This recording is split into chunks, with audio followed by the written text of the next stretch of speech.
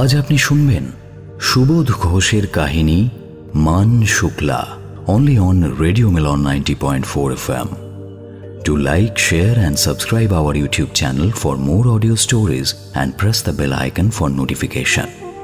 আগর চরিত্রে রীতি, লোক এবং কনস্টেবলের ভূমিকায় অভিক, গল্প পাঠে এবং অন্যান্য চরিত্রে সায়ন, নাট্যরূপ দান Chinmoy, poster and publicity design divine comedy, সমগ্র পরিচালনা এবং ধ্বনি পরিকল্পনা সায়ন।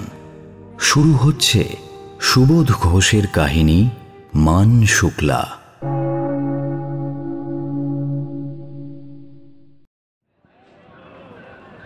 ট্রাফিকের বড় সাহেব মাঝে মাঝে তার শিকার করা বাঘের শবদেহটাকে স্টেশনের ওয়েটিং রুমে শুইয়ে রাখতেন, আর দর্শকের সমাগমে নিরেট একটা ভিড় লেগে থাকত সমস্ত দিন।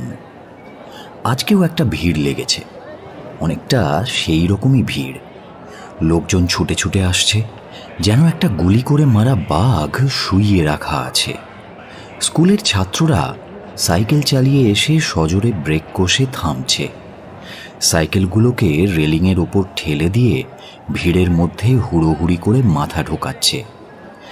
ভেলকিওয়ালা ডুগডুগি বাজালে পাড়ার ছেলেপুলেরা যেমন দুরন্ত একটা প্রেরণায় চঞ্চল হয়ে ওঠে, বড়াচক স্টেশনের ওয়েটিং রুমে ছেলে বুড়ো সবাই ভিড় করে দাঁড়িয়ে আছে। কারো তর সই ছিল না। কয়েকজন কুলিও ওজন কলটার ওপর বসে সেই দৃশ্য দেখছিল। আপ ডাউন ট্রেনগুলো এসে চলে গেছে, তবু সেদিকে কারো ভ্রুক্ষেপ নেই। এক অপার্থিব আমোদের পুলকে রোজগারের তাড়নাও ভুলে গেছে তারা। দর্শকদের দৃষ্টি যেন লালায়িত হয়ে চকচক করছিল। ভিড়ের মাঝখানে বসেছিল তিনজন কনস্টেবল। মাঝে মাঝে জনতার উপদ্রবে বিরক্ত হয়ে মৃদু ধমক দিচ্ছিল, কিন্তু তাদের হাবভাব একটা কৃতিত্ব গম্ভীর দেমাকে ভরে উঠেছিল, যেন কি এক ভয়ানক কীর্তিকে তারা লাগাম বাগিয়ে ধরে রেখেছে। কনস্টেবলদের কাছে বসেছিল একটি মেয়ে, ঠিক কোন জাতের তা বোঝা যায় না, বোধহয় কোনো জঙ্গলি যাত্রাত হবে। বছর 20 বয়স, একটা নতুন থান কাপড় পরে বসে আছে মেয়েটি।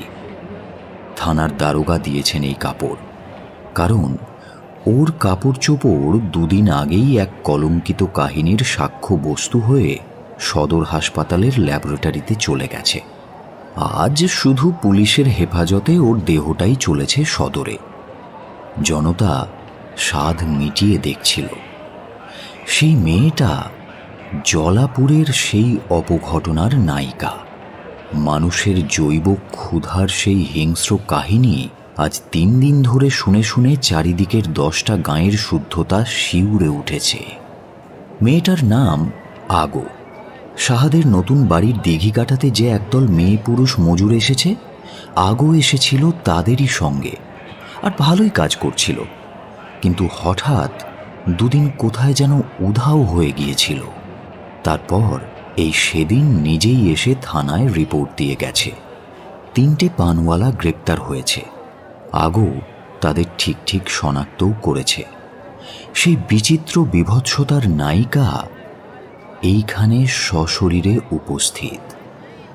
মেয়েটাকে ভালো করে দেখার জন্য ভিড়ের মধ্যে গুঁতোগুঁতি আর মাথা ঠোকাঠুকি আরম্ভ হলো। শান্তভাবে বসেছিল আগো, সহজভাবে চারিদিকে তাকিয়ে দেখছিল জনতার কাণ্ডকারখানা। মাঝে মাঝে মুখ নামিয়ে বড় লাজুক হাসি হাসছিল। দেখতে সবচেয়ে অদ্ভুত লাগছিল এই হাসি। জনতার দৃষ্টির সরজালে আচ্ছন্ন হয়ে রয়েছে আগো, তবু ওর গায়ে যেন কিছুই বিঁধছে না।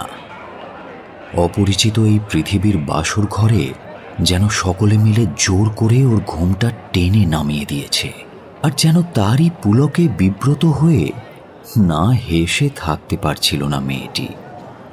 শুধু চোখের তারা দুটো মাঝে মাঝে চকচক করে জ্বলে উঠছিল। সন্ধে হবার একটু আগেই ভিড় কমতে শুরু করল। শেষ রাত্রির ট্রেন পর্যন্ত অপেক্ষা করতে হবে। একজন সেপাই হালুইকরের দোকান থেকে কিছু খাবার এনে রাখলো আগোর সামনে। এনে খেয়ে নে, যদি পেট না ভরে তো বলিস, আরও এনে দেবো। আমার চাকরিটা খাওয়ার জন্য আজকের দিনটার মতো মরে টরে যাসনি বাবা। আগোর খাওয়া শেষ হলো। ভিড় তখন আর নেই। সেপাই 3 জন কম্বল পেতে গড়িয়ে পড়ল।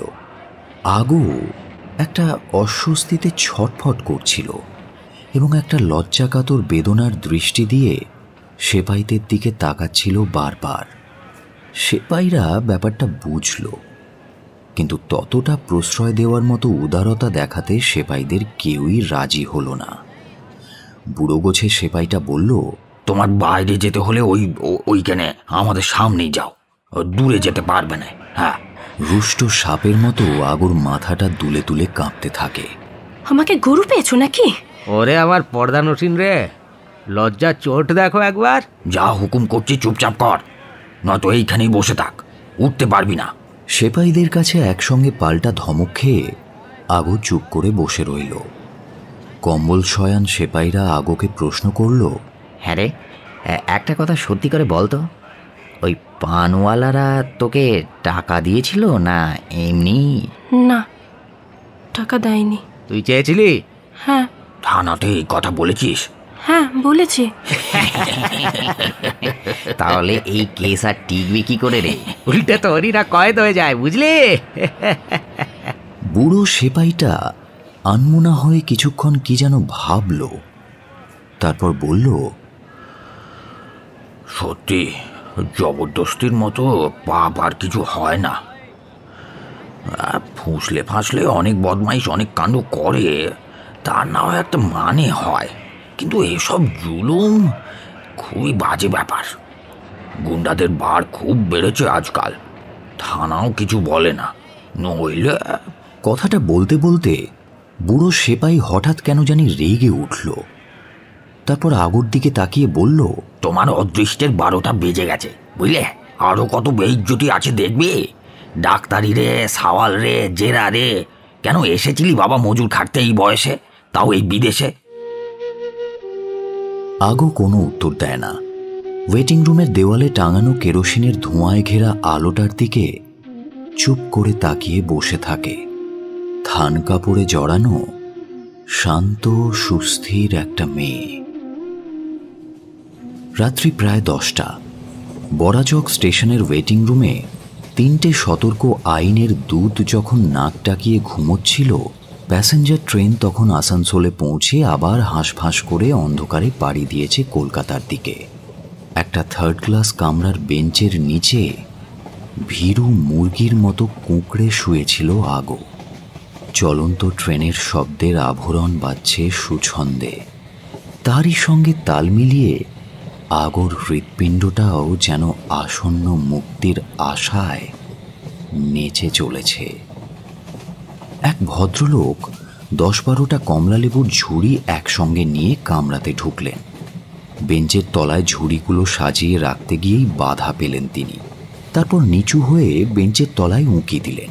এই এই চোরটা, নিকাল নিকাল শিগগির, নইলে চেকার ডেকে এক্ষুনি ধরিয়ে দেবো, ওই বলে দিলাম।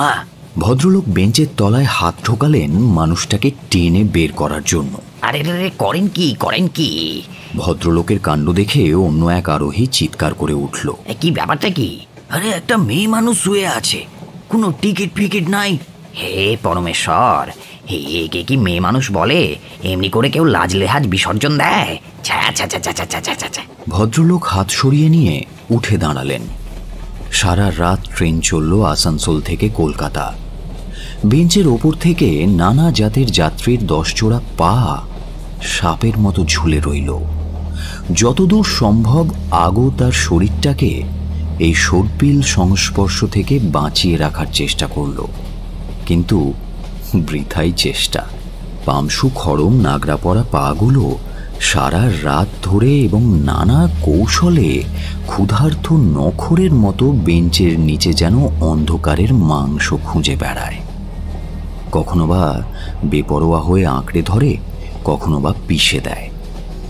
সত্যিকারের শ্মশানের সব নয় তো, একটা চোর মেয়ে মানুষের জ্যান্ত দেহ। সে দেহের অদ্ভুত একটা আস্বাদ আছে। একটু আঘাত বা বেশ একটু যন্ত্রণা না দিলে সেই আস্বাদের সুখ যেন পূর্ণ হয় না। একজন রেলমিস্ত্রি বেঞ্চের পাশে বসেছিল। হঠাৎ যেন একটা রসিকতার দমকা লেগে লাফিয়ে উঠল সে। বেঞ্চের তলার দিকে মাথাটা ঝুঁকিয়ে চেঁচাতে লাগলো, এই বিচ্ছু বিচ্ছু, বড় একটা বিচ্ছু, শিগগির বেরিয়ে আয়। কামরার আরোহীর দল হো হো করে হাসতে থাকে। ভোরবেলা হাওড়া স্টেশনের 7 নম্বর প্ল্যাটফর্মের ফটক দিয়ে যাত্রীরা বোঁচকা বুঁচকি নিয়ে টিকিট দেখিয়ে পার হচ্ছে। সেই স্বচ্ছন্দ জনপ্রবাহের সঙ্গে আগও এগিয়ে চলছিল। বাধা পড়ল ফটকে। চেকার টিকিটের দাবি জানিয়ে আগোর মুখের দিকে উৎসুকভাবে তাকিয়ে রইল। ভাঙা ভাঙা হিন্দিতে আগো যা বলল তাতে কোনো অর্থই স্পষ্ট বোধগম্য হল না।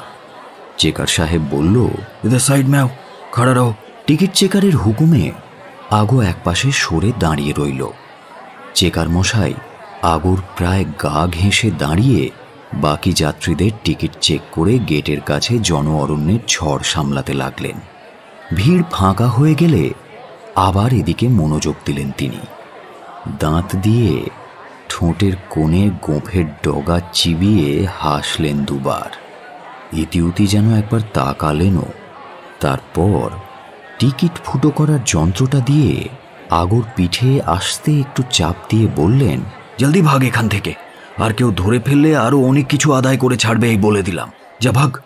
আগো একটু তাড়াতাড়ি হেঁটে চলে গেল। শুধু পানওয়ালা নয়, দুনিয়ার সবারই যেন একটা জুলুমের আনন্দে মতিচ্ছন্ন হয়ে আছে।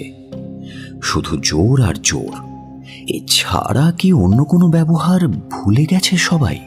কিন্তু চাইলেই তো অনেক কিছু দেওয়া যায়, বললে অনেক কিছুই শোনা যায়, অনুরোধে অনেক কিছুই বিনিময় করা যায়। কিন্তু শুধু জোর আর জবরদস্তি, এ কোন রীতি? শহর কলকাতা। বিস্ময়ে প্লাবিত দুটো চোখের দৃষ্টি দিয়ে দেখতে থাকে আগো। পথের পর পথ, শুধু চলার জন্যই। কোনো গন্তব্য বোধহয় নেই।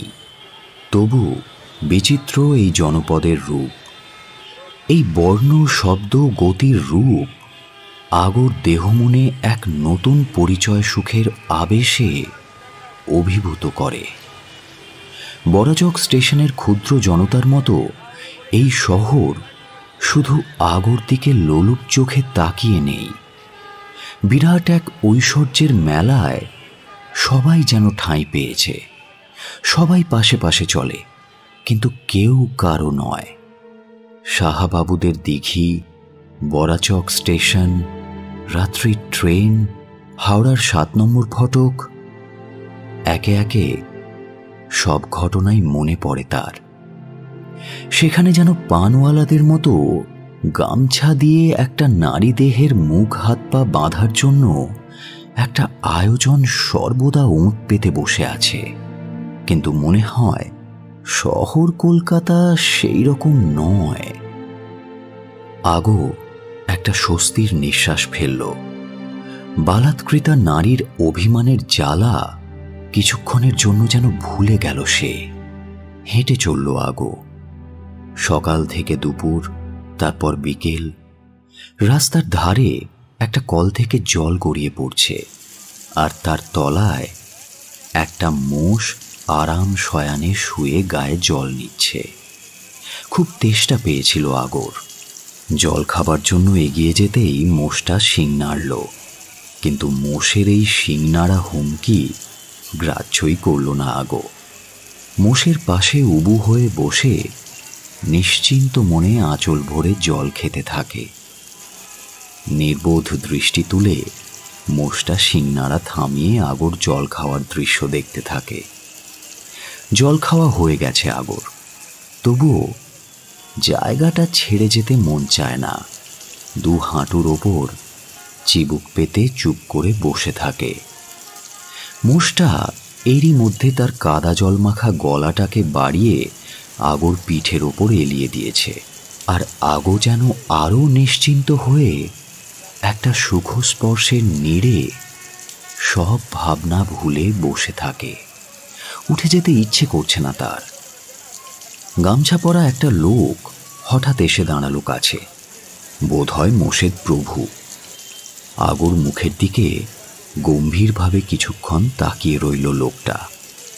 তারপরেই আগর পাশে বসা মোষের গলার কাদাটা ধুয়ে দেওয়ার জন্য জল ছিটোতে শুরু করল।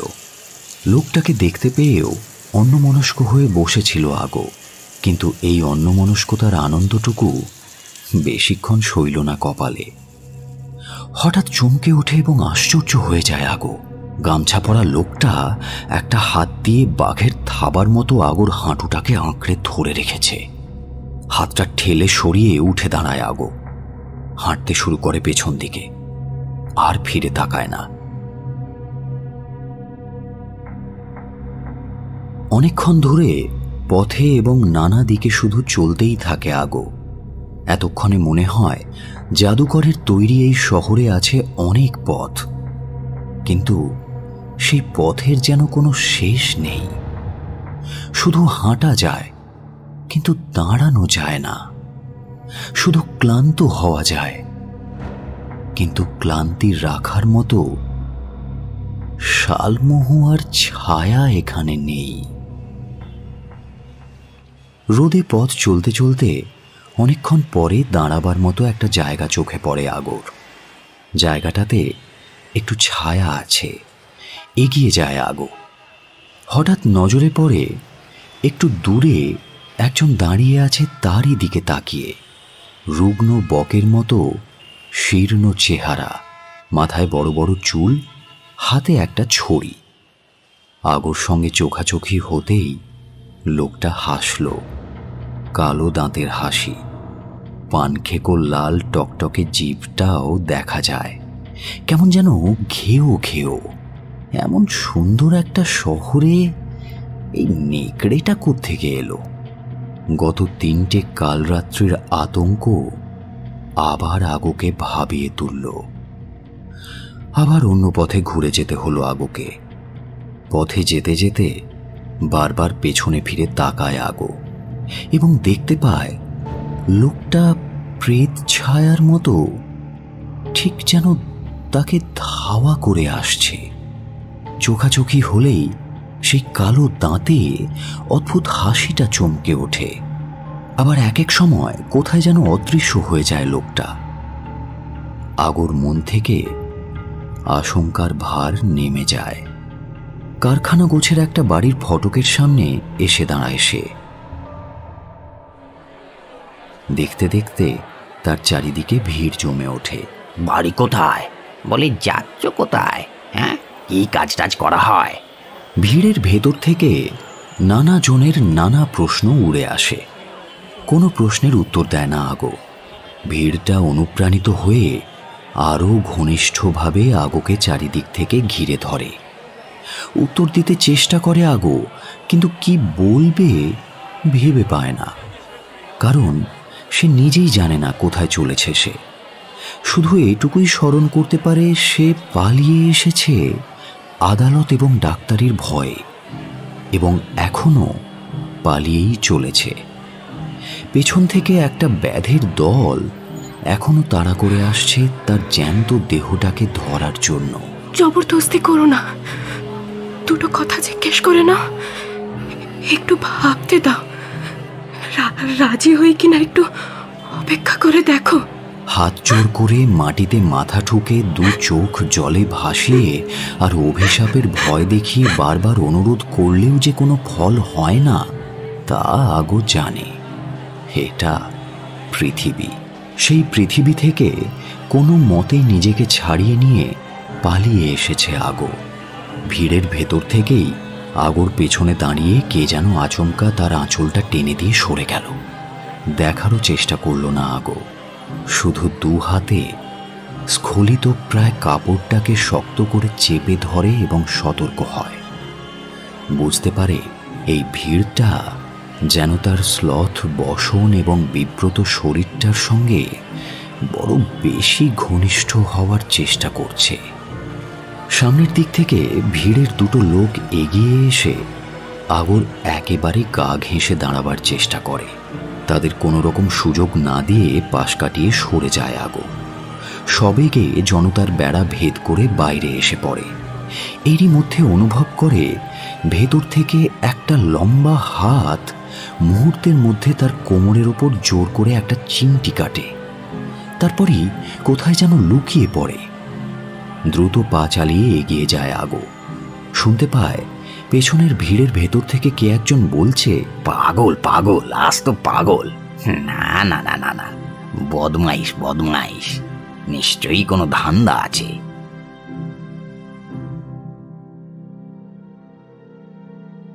কোনো রকমে ভিড়টা ঠেলে বাইরে বেরিয়ে আসে আগো। আগো বিশ্বাস করে সে পাগল নয়, সে বদমাইশ। সে নিজে একথা জানে এবং তারাও জানে যারা আগোকে চেনে। আগো গাঁয়ের লোক, পাশের গাঁয়ের লোক এবং কুটুমের দল সবাই জানে তার কোনো চরিত্র নেই। মাদি জন্তুরও যেটুকু সতর্কতা থাকে নিজের সম্বন্ধে, মানুষের মেয়ে হয়ে আগোর সেটুকুও নেই। যতবার গাঁয়ের বাইরে কয়লা খনিতে কামিন খাটতে গেছে ততবার একটা না একটা ঘটনায় সে ধরা পড়েই গেছে। সর্দার বিরক্ত হয়ে তাকে দল থেকে তাড়িয়ে দিয়েছে। নতুন দলে গিয়ে ভর্তি হয়েছে সে, কিন্তু আবার সেই একই ঘটনা। আবার একদিন মাঝরাতে রাস্তার ওপর একটা রহস্যময় মোটর গাড়ির হর্ন শুনে ধাওড়া ছেড়ে বের হয়ে গেছে আগো। যখন ফিরেছে তখন ভোর, এবং তার দু কানে তখন দুটো মেকি সোনার দুল, খোঁপায় চামেলি তেলের গন্ধ এবং আঁচলে বাঁধা দুটো টাকা। অনেক পথ চলা হয়েছে। একটু জিরিয়ে নেবার জন্য একটা ল্যাম্পপোস্টের কাছে এসে দাঁড়ালো সে। পথ ছাপিয়ে মানুষের দল স্রোতের মতো চলেছে। দেখে কেমন একটা দম বন্ধ হয়ে আসে। এত মানুষ আছে পৃথিবীতে, এবং এত মানুষের থাকার জায়গাও আছে। কেমন জানি আনমনা হয়ে ওঠে আগো। মনটা হঠাৎ উধাও হয়ে ফিরে যায় ভেলুডিহির কাছে সেই পাথর বিছানো নতুন সড়কের ধারে, যেখানে খেজুর পাতা দিয়ে তৈরি একটা কুলি শিবিরের ভেতরে ঠাঁই খুঁজছে সে। অনেকদিন মনে পড়েছে, বারবার মনে পড়েছে, এবং আজ কেন যেন আরো বেশি করে মনে পড়ছে ভেলুডিহির কথা। একটা মাটি কাটা দলের সঙ্গে গত বছর শীতের শেষে ভেলুডিহির নতুন সড়কে কামিন খাটতে গিয়েছিল আগো। মাত্র 7টা দিন পরেই দেখা হয়েছিল তার সঙ্গে, ঝাঁকড়া চুলে চিরুনি গোঁজা সেই রাখালটার সঙ্গে। একটা পাহাড়ি স্রোতের কাছে সেই সকালে জল আনতে গিয়ে শালপাতার ঠোঙায় কতকগুলো পাকা ডুমুর এনে দিল রাখালটা। তারপর আগোর হাত থেকে কলসিটা নিয়ে স্রোতের মাঝখান থেকে জল ভরে আনল। নিজেই কাঁধে করে জল ভরা কলসিকে আগোর খেজুর পাতার ঘর পর্যন্ত পৌঁছে দিয়ে গেল সে। তারপর সেই সন্ধ্যাতেই খেজুর পাতার কুলি শিবিরের ওপর যখন চাঁদের আলো পড়েছে, তখন বাঁশি বাজল নিকটেরই একটা শাল গাছের ছায়ার অন্ধকারে। ঘরে থাকতে পারেনি আগো। সেই বাঁশির আহ্বান ব্যর্থ হতে দেয়নি। আচ্ছা, এমন বাঁশির সুরে ডাকলেই তো হয়, একটু হাসি মুখে অনুরোধ করলেই তো হয়। এক ঠোঙা ডুমুর হোক, একটু চামেলি তেলের গন্ধ হোক, দুটো টাকা বা বড়জোর একজোড়া মেকি সোনার দুল, যা হোক কিছু উপহার আর মূল্য দিলেই তো হয়। কিন্তু চিতাবাঘের মতো থাবা দিয়ে ধরা আর গামছা দিয়ে মুখ বেঁধে সব ইচ্ছে অনিচ্ছেকে চুপ করিয়ে দেওয়া, এ কোন রীতি? এই সামান্য কথাটা অনেকেই বোঝে না। আশ্চর্য। বিমর্ষভাবে পথের চলন্ত জনতার দিকে তাকিয়ে আগোর মনে হয় এমন অবুঝের সংখ্যাই বোধহয় বেশি। এগিয়ে যায় আগো। যদিও সে তা জানে না কোথায় যাচ্ছে, তবু এতক্ষণে বুঝতে পারে তার মন কি খুঁজছে। কিন্তু এই শহরে শালবন তো নেই। এখানে সন্ধে হলে গাছের নিচে কোনো বাঁশি কি বাজতে পারে? বিশ্বাস করতে পারে না আগো। এখানে সন্ধ্যের পর আকাশে চাঁদ ওঠে কিনা কে জানে। ভুল হয়েছে, পালাতে গিয়ে ভুল পথে একেবারে নতুন এবং অদ্ভুত একটা জঙ্গলের মধ্যে এসে পড়েছে সে। কিন্তু কিন্তু একটা আশ্রয় যে চাই। চোখে পড়ে একটু দূরে ঘাসে ঢাকা ছোট্ট এক টুকরো মাঠ, তার উপরে এখানে ওখানে এক একটা গাছ। একটা গাছের ছায়ায় বসে একটা বুড়ি উনুন জেলে টিনের গামলায় ভাত রান্না করছে। আগো এগিয়ে গিয়ে বুড়ির কাছে বসলো ফুটন্ত ভাতের বাষ্পর দিকে তাকিয়ে। তুমি এখানে কেন গা? অমন গত থাকতে তোমার ভাবনা কিসের? বুড়ির ভাষা আগো ঠিকঠাক না বুঝলেও বুড়ি যে তাকে ভাত খেতে অনুরোধ করছে না এটা বুঝতে পারে। অগত্যা উঠতে হবে, কিন্তু উঠতে যে ইচ্ছে করছে না। যেতে হবে, কিন্তু কোন পথে যাবে এবং কোন পথে গেলে কোথায় গিয়ে পৌঁছবে কিছুই বুঝতে পারে না আগো। চারিদিকে দৃষ্টি ঘুরিয়ে দেখতে থাকে সে, এবং দেখতে গিয়ে চমকে ওঠে। একটা গাছের ছায়ায় দাঁড়িয়ে আছে সেই কালো দাঁত এবং লাল জিভ লোকটা। আগোর দিকে হাসি মুখে তাকিয়ে হাতের ছড়িটা দোলাচ্ছে। উঠে পড়ে আগো এবং চোখের সামনে যে গলিটা দেখতে পায় তারই ভেতরে ঢুকে হনহন করে হাঁটতে থাকে। অনেক দূরে চলে আসার পর পেছনে একবার মুখ ফিরিয়ে তাকায় সে। দেখে খানিকটা নিশ্চিন্ত হয়।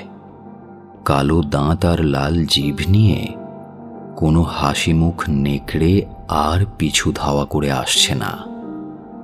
একটা বাড়ির দিকে তাকিয়ে হঠাৎ থেমে যায় আগো। বুঝতে পারে এটা একটা দেবতার বাড়ি, একটা মন্দির। আগোদের গাঁ থেকে ধানবাদ যাওয়ার পথে ঝিলের ধারে ঠিক এই রকমই একটা দেবতার বাড়ি আছে। সন্ধেবেলা সেখানে ঘণ্টা বাজে। সাধু বাবারা শুয়ে থাকেন দাওয়ার ওপরে। মন্দিরের দরজা পর্যন্ত এগিয়ে গেল আগো, চুপ করে দাঁড়িয়ে রইল। মন্দিরের ভেতর থেকে মোটা মোটা চেহারার জনাতিনেক লোক বের হয়ে আসে। তাদের মাথায় বড় বড় টিকি, কপালে তিলক। এইরকম মানুষ এর আগেও দেখেছে সে। আগোর মুখের দিকে তাকিয়ে একজন জোরে নিঃশ্বাস ফেলে, একজন হাই তোলে, আর একজন আঙুল মটকাতে থাকে। গির্জা যাব কোন পথে? গির্জা? কেন? তুই কোন জাত? খিরিস্তান হব। তার চেয়ে বিলেতে চলে যা না, যেখানে তোর শ্বশুরের ছেলে বসে আছে। সকলের একসঙ্গে দাঁত মুখ খিচিয়ে হুমকি দেখে আগো আবার পিছিয়ে এলো। সম্মুখে তাকাতেই চোখে পড়ল কালো দাঁত লোকটা একটু দূরে দাঁড়িয়ে হাসছে। এক মুহূর্ত দেরি না করে প্রায় ছুটতে শুরু করে সে। আর কোথাও থামে না, ফিরেও তাকায় না, যেন মরুভূমিতে ক্লান্ত ঘোড়ার মতো মরিয়া হয়ে ছুটে চলেছে আগো। মুখ থুবড়ে পড়ে মৃত্যু না হওয়া পর্যন্ত আর থামবে না সে। সন্ধ্যা হয়েছে। ময়দানের ধারে একটা গাছতলায় বসেছিল আগো। কাল রাত থেকে খাওয়া নেই। অবসাদে শরীরটা পাথরের মতো অনড় হয়ে গেছে। তেষ্টায় গলাটা শুকিয়ে ঝিঁঝি করে কাঁপছে। অনেক ঘুরেছে, একটা গির্জাও খুঁজে বের করেছিল আগো, কিন্তু গির্জার ফটকটা প্রকাণ্ড বড়, সারাক্ষণ বন্ধ থাকে। সেখানে বহুক্ষণ দাঁড়িয়ে ফিরে এসেছে সে।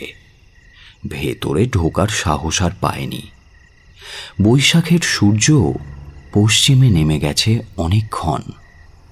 গির্জার ঘণ্টা অনেকক্ষণ বেজে বেজে থেমে গেছে। চৌরঙ্গির দালানগুলোর মাথায় যেন অতি দূরের একটা দগ্ধ জ্যোতিষ্কের রক্তাভ জ্বালা এতক্ষণে ঠান্ডা হয়ে ছড়িয়ে পড়েছে। আগোর জীবনে এই সন্ধে সম্পূর্ণ অভিনব। গরু চড়িয়ে শালের ডাঙায় ঘেঁষো পথ ধরে ফেরার ক্লান্ত সন্ধ্যা এ নয়। শব্দের হর্ষে এই শহরের প্রাণ যেন দিনের শেষে নতুন করে ঝুমুর গেয়ে উঠছে। তেলে ভাজার ঝুড়ি নিয়ে কেরোসিনের কুপি জ্বালিয়ে একটা লোক নিকটেই দোকান সাজিয়ে বসল। আগো তার দিকে একবার তাকিয়ে চোখ ফিরিয়ে নিল। তারপর কখন ঘুমে চোখ বুজে এসেছে তা সে নিজেই জানে না। ভুল ভেঙে গেছে আগোর। এত রোশনাই, এত সুন্দর, এত হাসি খুশি, আসলে প্রকাণ্ড একটা কল চলছে শুধু। এও আর এক রকমের একটা উল্টো পুরি। শুধু পথই আছে, আশ্রয় নেই। কেউ এখানে মন দিয়ে খোঁজে না, বাঁশির সুরে কাছে ডাকে না, বা মূল্য দিয়ে আদায়ও করতে চায় না। শুধু গায়ের জোরে পথ আটকাতে চায়। প্রয়োজনহীন মাটির ঢেলার মতো পড়ে থাকার কোনো অর্থ হয় না। এই শহর ছেড়ে চলে যেতে হবে কাল সকালেই, যদি আজকের রাতে প্রাণটা বাঁচে। একবার আচমকা তাকিয়ে দেখল আগো। তেলে ভাজার পশারিটা তখনও কুপি জ্বালিয়ে বসে আছে। তার সামনে একটা লোক ঠোঙা হাতে নিয়ে খাবার খাচ্ছে। নজর পড়তেই চমকে ওঠে আগো। বুকটা ধরফর করে ওঠে। ওই তো, ওই লোকটা, কালো দাঁত, উদার আনন্দে হাসছে, আর লাল জিভটা কাঁপছে কেমন যেন। আগোর ইচ্ছে করে মাঠের এই কিনারা থেকে, এই মিটমিটে কেরোসিনের আলোর ষড়যন্ত্র থেকে এই মুহূর্তে ছুটে গিয়ে মাঠের ভেতরে সত্যিকারের অন্ধকারের মধ্যে লুকিয়ে পড়তে, সারা রাত দু হাত দিয়ে প্রাণপণে জোরে মাটি আঁকড়ে উপুর হয়ে শুয়ে পড়ে থাকতে, যেন পৃথিবীর কোনো মাংসলোলুপ পৌরুষের জানোয়ার শত নির্মম চেষ্টা করেও তাকে টেনে তুলতে আর এই মেয়েলি শরীরটার সব গর্ব রূঢ় অপমানের আঘাতে চূর্ণ করতে না পারে। চারিদিকের আলো কখন নিভবে আর কখন শেয়াল ডাকবে। মাঠের ভেতরে ঘন গভীর অন্ধকারের দিকে তাকিয়ে ভাবতে থাকে আগো। আজ রাতের মতো বোধহয় ওইখানে গা ঢাকা দিয়ে থাকতে পারা যাবে। ওই অন্ধ মাঠের ঘাসের মধ্যে মুখ গুঁজে দিয়ে তার নিঃশ্বাসের সব শব্দ বোধহয় লুকিয়ে ফেলতে পারবে। লাল জিভ আর কালো দাঁতের ওই লোকটার নজর এড়িয়ে এক ফাঁকে দৌড়ে সরে পড়তে হবে মাঠের ভেতরের ওই অন্ধকারের মধ্যে, যেন পিছু ধাওয়া করার আর কোনো পথ খুঁজে না পায় লোকটা। লোকটা এখনো কি তাকিয়ে আছে তার দিকে? মুখ ফিরিয়ে আর চোখে তাকাতে গিয়ে চমকে ওঠে আগো। সর্বনাশটা যে একেবারে কাছে এসে পড়েছে এবং আগোর পাশেই দাঁড়িয়ে আছে। লোকটার পায়ে যেন মানুষ খেকো বাঘের পায়ের মতো নরম থাবা আছে। হাঁটলে শব্দ হয় না। এত নিঃশব্দে কেমন করে কখন কাছে চলে এসেছে কিছুই বুঝতে পারেনি আগো। ভয় পায় সে। বুকটা ধরফর করে ওঠে। মুখ ফিরিয়ে চুপ করে বসে বুকের ভেতরের আতঙ্কিত নিঃশ্বাসগুলোকে সামলাতে গিয়ে কাঁপতে থাকে সে। কিন্তু বেশিক্ষণ নয়। আগোর মনের সব ভীরুতা হঠাৎ মথিত করে একটা হিংস্র আক্রোশ মরিয়া হয়ে জেগে ওঠে। গায়ে হাত দেবার আগেই লোকটার টুঁটি কামড়ে ধরার জন্য এবং লাল জিভটাকে খামচে উপড়ে ফেলার জন্য গা ঝাড়া দিয়ে উঠে দাঁড়ায় আগো। কিন্তু একটু অপ্রস্তুত হয়ে এবং একটু বিস্মিত হয়ে লোকটার দিকে তাকিয়ে সে স্তব্ধ হয়ে যায়। একটা ঠোঙায় করে তেলে ভাজা আর খাবার নিয়ে লোকটা দাঁড়িয়ে আছে। আগোর হাতের কাছে ঠোঙাটা এগিয়ে দিয়ে সে বলে, উঠলে কেন? বসো, খেয়ে নাও, তারপর রাস্তার ধারের ওই কল থেকে জল খেয়ে এসো। কোনো কথা বলে না আগো। হাত তুলে খাবারের ঠোঙাটা নিতেও পারে না। শুধু লোকটার মুখের দিকে পলকহীন চোখে তাকিয়ে থাকে সে। খাবারের ঠোঙাটা মাটিতে নামিয়ে রাখে লোকটা। লজ্জা করো না, ভয় করারও কিচ্ছু নেই। তাড়াতাড়ি খেয়ে ফেলো। আমি দেখেছি আজ সারাদিন তোমার খাওয়া হয়নি। আগেই অপ্রস্তুত হয়েছিল আগো, এইবার বিচলিত হয়। সত্যিই তো লোকটা নেকড়ে নয়, জলাপুরের সেই পানওয়ালাও নয়। কাছে এসেও কেমন শান্তভাবে দাঁড়িয়ে আছে। গায়ে হাত দেওয়া দূরে থাক, এখনো পর্যন্ত একটা লোভের কথাও বলেনি লোকটা। মাঠের কিনারার এই এক কোণে নিরালা আবছায়ার মধ্যে জোর করার সুযোগ পেয়েও লোকটা এক ঠোঙা উপহার তার পায়ের কাছে রেখে দাঁড়িয়ে আছে। ভুল হয়েছে আগর। ভুল বুঝতে পেরে মনে মনে একটু অনুতপ্তও হয় সে। আজ সকাল থেকেই এই পরিচয়হীন শহরে যে সমাদরের আহ্বান তার পিছু পিছু ঘুরছে, তাকেই মনের ভুলে কি ভয়ানক সন্দেহ করেছে আগো। লোকটার মুখের ওপর অদূরের কেরোসিন কুপিত কম্পিত শিখা থেকে মলিন একটুখানি আলোর কাঁপুনি এসে লাগছে। তাতেই দেখা যায় লোকটা শান্তভাবে হাসছে। চোখ ফিরিয়ে নেয় না আগো, বরং সাগ্রহে দেখতে থাকে। লোকটার মুখটা ধীরে ধীরে কেমন যেন সুন্দর হয়ে উঠছে। তো আগো কি একটা কথা বলার চেষ্টা করতেই বাধা দিয়ে লোকটা বলল, আগে তুমি খেয়ে নাও, তারপর কথা হবে। আর এক মুহূর্তও দ্বিধা করে না আগো। ঘাসের ওপর বসে পড়ে তেলে ভাজার ঠোঙাটা হাতে তুলে নেয়। নিঃসংকোচে এবং লজ্জাহীন উৎসাহে খাবারটা খেতে থাকে সে। খেতে খেতে হাসি ফুটে ওঠে আগোর মুখে। এতক্ষণে যেন ধন্য হয়েছে আগোর আত্মা। সারাদিনের ভিড় থেকে এতক্ষণে একটা মানুষ যেন বের হয়ে এসেছে আগোকে মূল্য দেওয়ার জন্য, উপহার দিয়ে আপন করার জন্য, মান দিয়ে মন পাওয়ার জন্য। ভয় করা দূরে থাক, একটু ব্যস্তভাবেই খাবার খেতে থাকে আগো। কারণ লোকটার হাতে হাত রাখার জন্য তার মনটাও কেমন যেন এরই মধ্যে ব্যস্ত হয়ে উঠেছে। খাওয়া শেষ হয় আগর। তুমি এখানেই থাকো, আমি জল নিয়ে আসছি। তেলে ভাজার দোকান থেকে দুটো মাটির খুঁড়ি নিয়ে রাস্তার কিনারায় কলের দিকে জল আনতে চলে যায় লোকটি। বসে বসে দেখতে থাকে আগো। জানা নেই চেনা নেই একটা লোক তার তৃষ্ণার জল আনার জন্য ছুটোছুটি করছে। দৃশ্যটা দেখতে দেখতে যেন তৃষ্ণা মিটে যাচ্ছে আগর।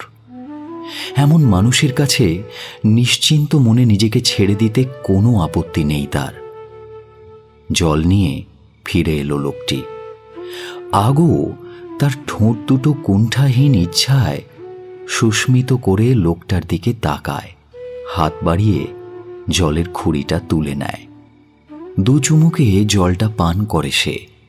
তারপর ভুরু বাঁকা করে তাকায়, মুচকি হাসে এবং গা মোড়া দিয়ে ক্লান্ত দেহের অলস সংযম নির্লজ্জের মতো ভেঙে দিয়ে বলে, এবার বলো কি বলছিলে? তুমি বলো। তুমি যা বলবে তাই হবে। আমার সঙ্গে চলো। একই সঙ্গে উঠে পড়ে দুজনে এবং মাঠের নিভৃত কিনারা ছেড়ে হেঁটে হেঁটে এগিয়ে এসে রাস্তার ধারে দাঁড়ায়। চলন্ত মোটর বাসগুলো একের পর এক এসে থামে, আবার চলে যায়।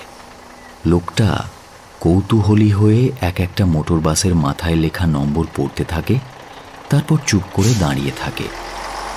পছন্দ মতো কোনো মোটর বাস সে খুঁজে পাচ্ছে না। এমন সময় একটা নীল রঙের বাস এসে দাঁড়ায়। অনেক দূরে যাবার বাস। কলকাতা শহরের সীমা ছাড়িয়ে একটা চটকল এলাকায় গিয়ে বাসটা থামে। আগোকে নিয়ে বাসের দিকে এগিয়ে যায় লোকটা, কিন্তু পর মুহূর্তেই থমকে দাঁড়ায়।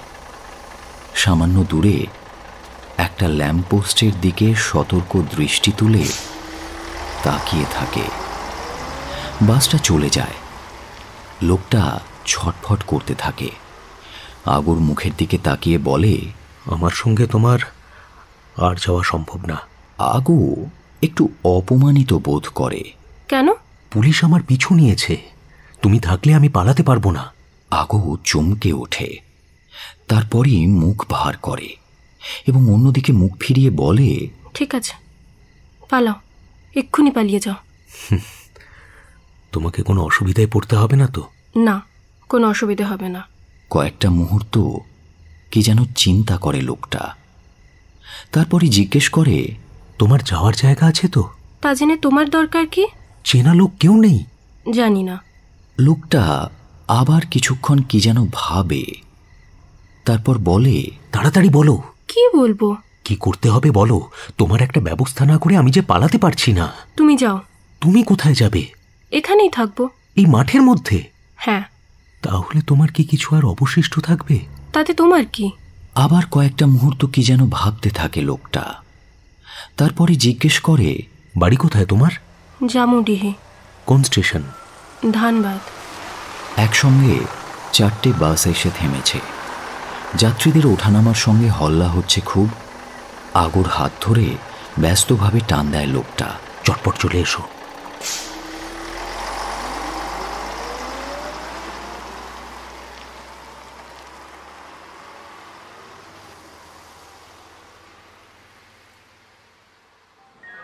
হাওড়া স্টেশন। ধানবাদ যাওয়ার 3rd ক্লাসের একটা টিকিট কিনে নিয়ে লোকটা আগোকে বলল, তাড়াতাড়ি পা চালিয়ে চলো, আর সময় নেই। হাতে সময় বেশি ছিল না।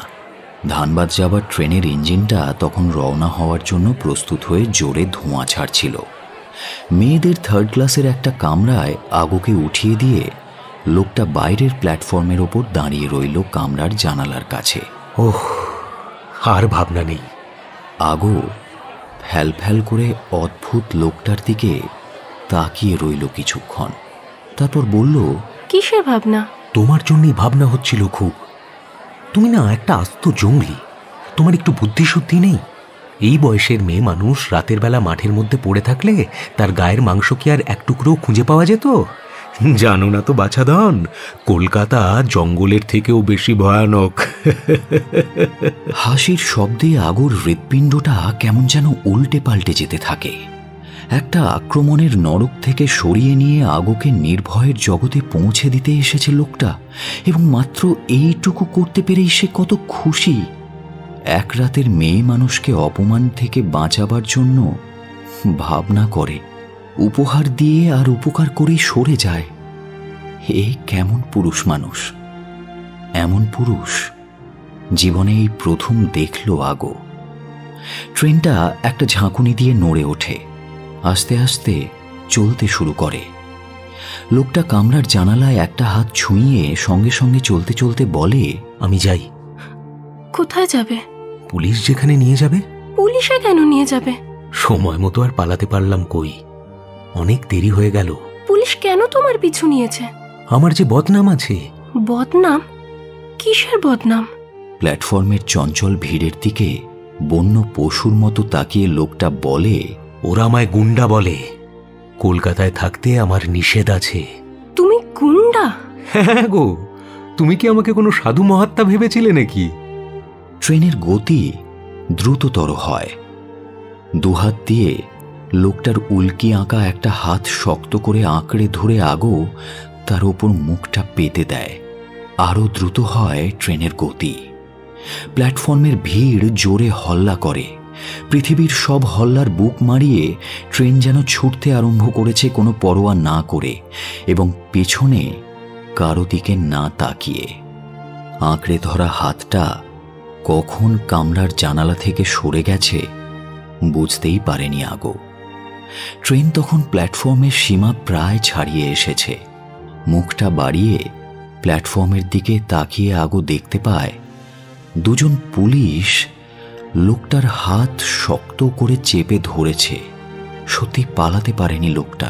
কাঁদবে যদি, তবে মরদটাকে ছেড়ে দূরে যাও কেন? অনেকক্ষণ পরে আরেকবার চমকে উঠল আগো। তার পাশে বসা বুড়িটা আগোকে ঠেলা দিয়ে কথাটা বলে উঠল।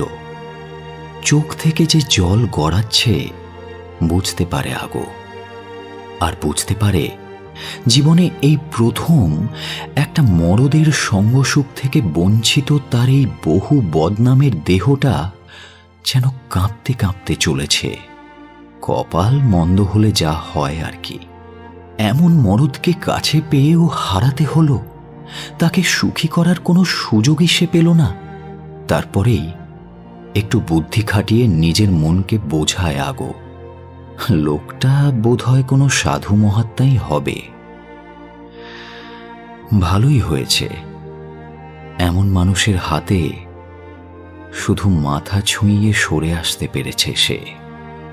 এছাড়া আর কিছু হলে খুবই খারাপ হতো, খুব পাপ হতো।